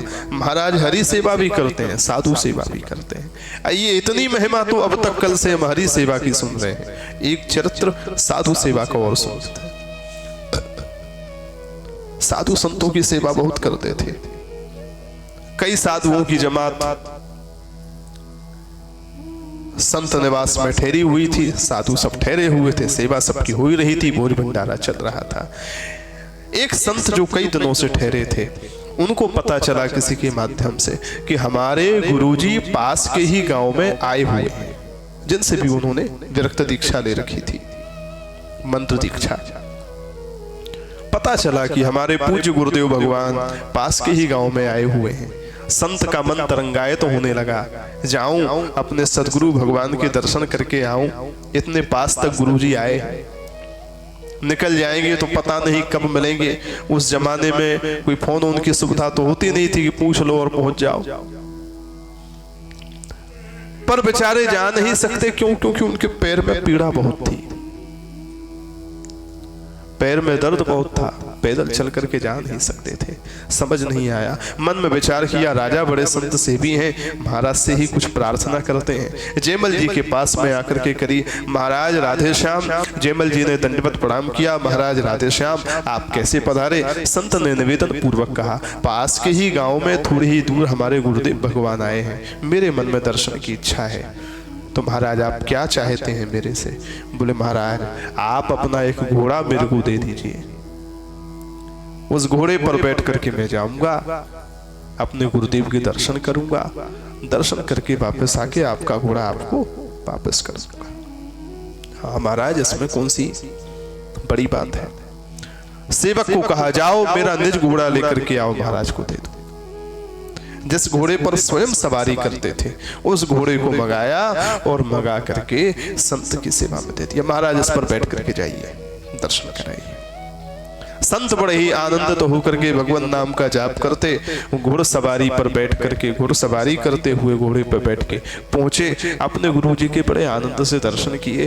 दर्शन करने के बाद गुरुजी ने पूछा, कहो भगत आजकल कहाँ रह रहे हो? बोले महाराज मेड़ता के राजा जयमल जी के यहाँ इस समय निवास है, वही गुरुजी सेवा चल रही है, वही आनंद कर रहे हैं, भगवान की कीर्तन कर रहे हैं। अच्छा तो ये पैर में क्या हो गया है? बोले गुरुजी रोग हो गया है, दर्द बहुत हो रहा था, सोच रहे थे कैसे आए। तो प्रथम आ कैसे गए इतने दर्द में? बोले महाराज से निवेदन किया तो महाराज ने अपना घोड़ा दे दिया, उनके घोड़े पर बैठ करके आए हैं दर्शन करने। अच्छा कहाँ है जरा बताओ तो सही। देखो गुरुजी वो खड़ा है। अरे ये घोड़ा तो बड़ा अच्छा है। घोड़े के रूप रंग को देख करके, उसकी दिव्य देह को देख करके उनके गुरुजी का जो मन था उस घोड़े पर आ गया। अरे ये घोड़ा तो बड़ा सुंदर है, बड़ा दिव्य है, राजा का घोड़ा। पर उन्होंने कहा नहीं कि ये मेरे को दे दे। प्रशंसा बहुत करी, बाबा क्या घोड़ा है, क्या कहना, ऐसा घोड़ा हमारे पास होता तो हम भी आनंद करते। इतना कहा, शिष्य समझ गया गुरुजी को ये घोड़ा पसंद आ गया है। पर गुरुजी संकोच के मारे कह नहीं रहे, क्योंकि गुरुजी जानते हैं घोड़ा मेरा तो है नहीं, शिष्य का हो तो अधिकार पूर्वक ले भी ले। वो सच्ची बात है, जो वस्तु हमारी है नहीं उस वस्तु पर हमारा अधिकार है भी नहीं, इसलिए उस वस्तु को हम दे सकते भी नहीं। अब बाबा हम यही सोसाइटी में चले, आपके संग में टहल रहे हो और टहलते भाई कोई भी प्लॉट जो ऐसी खाली बनो पड़ो, हम के बाबा ये प्लॉट तो मन न दे दियो आज, तो बताओ इस बात का कोई मतलब है? वो प्लॉट देने का सामर्थ्य हम तब रखते हैं जब उस प्लॉट को पहले हमने अपना किया हो। जब वस्तु पर स्वयं का अधिकार हो तब हम उस वस्तु को दान देने का अधिकार रखते हैं। जब वस्तु स्वयं की ही नहीं तो पर हम उसको दान कैसे दे सकते हैं? लेकिन वो संत भी महाराज बड़े गुरु भक्त थे। उन्होंने कहा जो होगी सो देखी जाएगी। गुरुजी के मन में घोड़ा लेने की इच्छा है, गुरुदेव ये घोड़ा तुम ही रहो। अरे महाराज का घोड़ा है तुम हमको क्यों दे रहे हो? बोले महाराज बड़े संत सेवी हैं, महाराज से हम बात कर लेंगे, ये घोड़ा तुम रखो। और वो घोड़ा अपने गुरुजी को दे आए और पैदल आए महाराज के पास। राजा ने जैसे ही देखा महाराज आप पैदल कैसे आए, तो हाथ जोड़ करके विनम्रता से प्रार्थना करते हुए कहा, संत भगवान ने महाराज ऐसे ऐसे दर्शन करने गए, आप हमको क्षमा करना, हमारे गुरुदेव को वो घोड़ा पसंद आ गया, इसलिए वो घोड़ा हमने अपने गुरुदेव को दे दिया। अब आप हमसे नाराज हो तो नाराज मत होना, हम पे जो बन पड़ेगा हम कुछ व्यवस्था कर देंगे। जयमल जी ने मुस्कुराते हुए कहा, महाराज आप क्या बात करते हो, हम तो आज आपकी गुरु भक्ति पे रीझ गए। एक बार को कोई दूसरा होता तो सच में यही सोचता कि जब वस्तु मेरी नहीं तो मैं तुम्हें दे कैसे दूं। लेकिन आपने ये तो सोचा ही नहीं, आपके मन में तो बस यही नाच रहा था कि मेरे गुरु को चाहिए, मेरे गुरु को चाहिए, मेरे गुरु को चाहिए। ये गुरु भक्ति इतनी उच्च थी कि आपने ये भी नहीं देखा कि वो वस्तु मेरी है कि किसी और की। धन्य है ऐसी गुरु भक्ति। मैं तो आपकी गुरु भक्ति पर रीझ गया, घोड़ा गया सो गया। अगर तुम्हें और चाहिए हो तो बताओ, मैं 2 4 10 और दे दूं। बोलो भक्त वत्सल भगवान की। अब बताइए, एक तरफ शिष्य की गुरु भक्ति इतनी उच्च है, तो दूसरी तरफ महाराज जयमल की साधु संतों के प्रति निष्ठा और उनकी साधु संतों के प्रति भक्ति इतनी उच्च है। इसलिए भक्ति उच्च बनाती है, भक्ति हमेशा ऊपर ले जाती है। और सबसे बड़ी बात यह है कि ये ऊपर उच्च स्तर तक ले तो जाती है, लेकिन ये जितनी ऊपर ले जाती है उतनी ही गहराई में नींव भी मजबूत करती है। मकान को जितना ऊपर ले जाना हो, नींव उतनी ही गहराई से मजबूत खोदनी पड़ेगी, बनानी पड़ेगी। भक्ति की एक ऐसी विशेषता है, भक्ति जितनी उच्च स्तर पर आपको ले जाएगी उतना ही आपको दीन बनाएगी, अंदर से छोटा बनाएगी, आपकी नींव पक्की करेगी। अन्य जितने भी साधन हैं वो उच्च स्तर पर तो ले जाते हैं, लेकिन नींव पक्की नहीं करते। जे ज्ञान मान विमत्त नर भव हरनि भक्ति न आदरी, ते पाय सुर दुर्लभ पदादपि परत हम देखत हरि। बड़े ज्ञानी हो गए, बड़े विद्यावान हो गए, बड़े रूपवान हो गए, बड़े विद्वान हो गए, बड़े प्रतिष्ठावान हो गए, बड़े धनवान हो गए, इन सद्गुणों को अपना करके जीव उच्च कोटि के शिखर तक पहुंच तो सकता है, लेकिन नींव पक्की नहीं है। इसलिए ते पाय सुर दुर्लभ पदादपि, देवताओं के भी दुर्लभ पदों को प्राप्त करने के बाद भी परत हम देखत हरि। वेद भगवान श्री राम की स्तुति करते हुए उत्तरकांड में कहते हैं, हे श्री हरि, हे राम, हमने उनको नीचे गिरते हुए देखा है, ऊपर पहुंचने के बाद भी। क्यों? क्योंकि नींव मजबूत नहीं। पर भक्ति ऐसी है जो उच्च स्तर तक तो पहुंचाती है। कितने उच्च स्तर तक पहुंचाती है? बोले, मैं भक्तन को दास और भगत मेरे मुकुट मणि।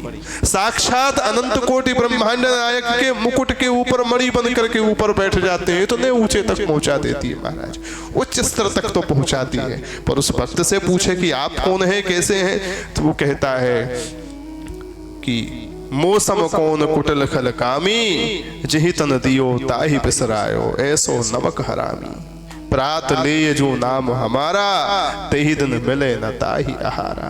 कपि चंचल सब ही विदहीना, असमय अधम सखा सुनु मोहू पर रघुवीर। कीन्ही कृपा सुमिर गुण भरे बिलोचन नीर। ये उसकी गहराई है महाराज। भक्ति उच्च शिखर पे भी पहुंचाती है तो नीचे भी पक्का करती है महाराज।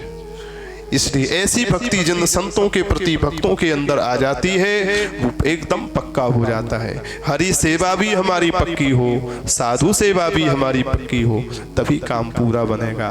साधु सेवा के बिना हरि सेवा अधूरी है, हरि सेवा के बिना साधु सेवा अधूरी है। साधु सेवा करते हैं, भगवान से मतलब नहीं तो भी बेकार है। भगवान से ही खाली मतलब है, संतों से, भक्तों से, वैष्णवों से मतलब नहीं तो भी बेकार है। दोनों ही साधु, दोनों ही सेवाएं पक्की होनी चाहिए, तभी हमारी भक्ति पक्की होगी। महाराज जयमल के इस दिव्य पवित्र चरित्र को भगवान के चरणों में समर्पित करके आज की इस दिव्य कथा को हम समर्पित करते हैं भगवान को और अपनी वाणी को विराम देते हैं। 2 बार हरि नाम का गान करके भगवान से प्रार्थना करके हम लोग भगवान की मंगलमय आरती की ओर प्रस्थान करेंगे। बोल भक्त वत्सल भगवान की, श्री सीताराम नाम महाराज की मूर्ति। आज बहुत दिन हो गए राम जी का ध्यान नहीं किया, इसलिए थोड़ा सा रामचंद्र भगवान की चर्चा करते। मूर्ति अति प्यारी ओ राम जी की मूर्ति अति, मूर्ति अति प्यारी ओ राम जी की मूर्ति।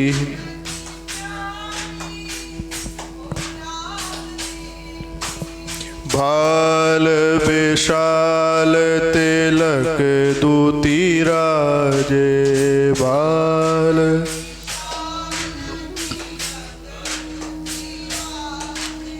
भाल विशाल तिलक दूती राजे, बाल विशाल तिलक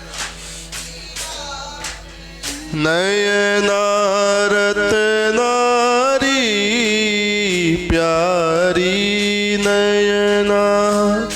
पुंडरीकाक्ष है, राजीव लोचन है, नयनारत नारी प्यारी नयना, प्यारी मूर्ति अति प्यारी, ओ राम जी की मूर्ति अति सूरती अति प्यारी, ओ राम जी की सूरती अति प्यारी। चंद्र बदन सिर मुकुट विराजे, चंद्र बदन सिर, चंद्र बदन सिर मुकुट विराजे, चंद्र बदन सिर कुंडल झलकारी प्यारी कुंडल, मकर की आकृति के कुंडल है। कुंडल झलकारी प्यारी कुंडल,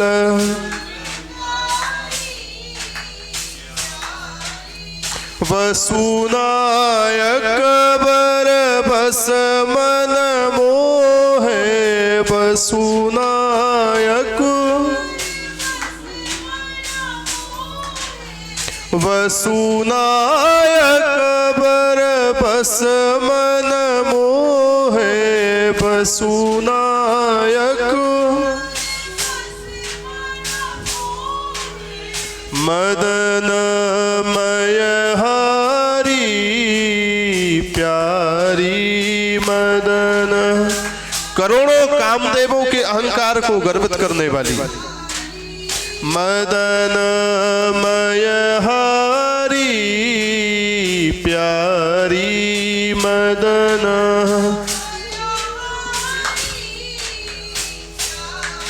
मूर्ति अति प्यारी, ओ राम जी की मूर्ति अति प्यारी, मूर्ति अति प्यारी, ओ राम जी की मूर्ति अति प्यारी, की सूरती अति प्यारी, ओ राम जी की सूरती अति प्यारी।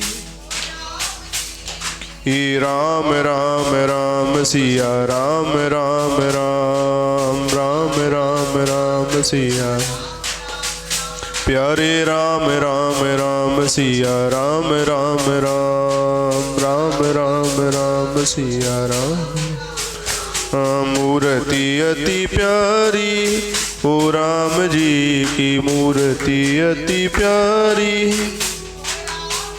की सूरती अति प्यारी, ओ राम जी की सूरती अति प्यारी, की राम जी की राम जी की राम जी की।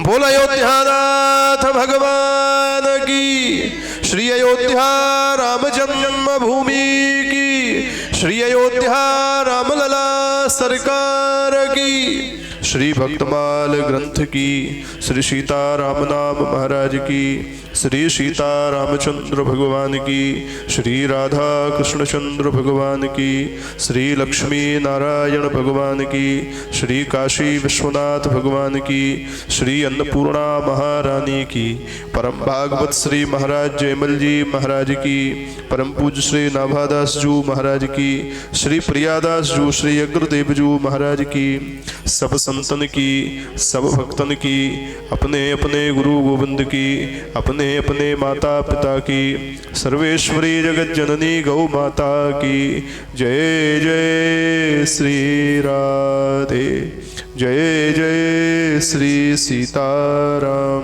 नमः पार्वती पतये, हर हर महादेव, हरे कृष्ण कृष्ण कृष्ण हरे हरे, हरे राम राम राम हरे हरे, हरे कृष्ण कृष्ण कृष्ण हरे हरे, हरे राम राम राम हरे हरे, हरे कृष्ण कृष्ण कृष्ण हरे हरे, हरे राम राम राम हरे हरे। सर्वे भवन्तु सुखिनः, सर्वे सन्तु निरामयाः, सर्वे भद्राणि पश्यन्तु मा कश्चित् दुःखभाग् भवेत्।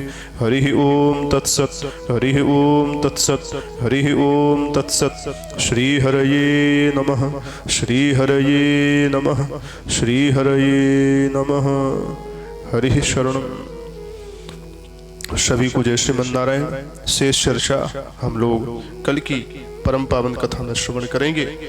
आइए अभी भगवान की परम पवित्र आरती की ओर हम सभी लोग प्रस्थान करते हैं। जय श्रीमन्नारायण।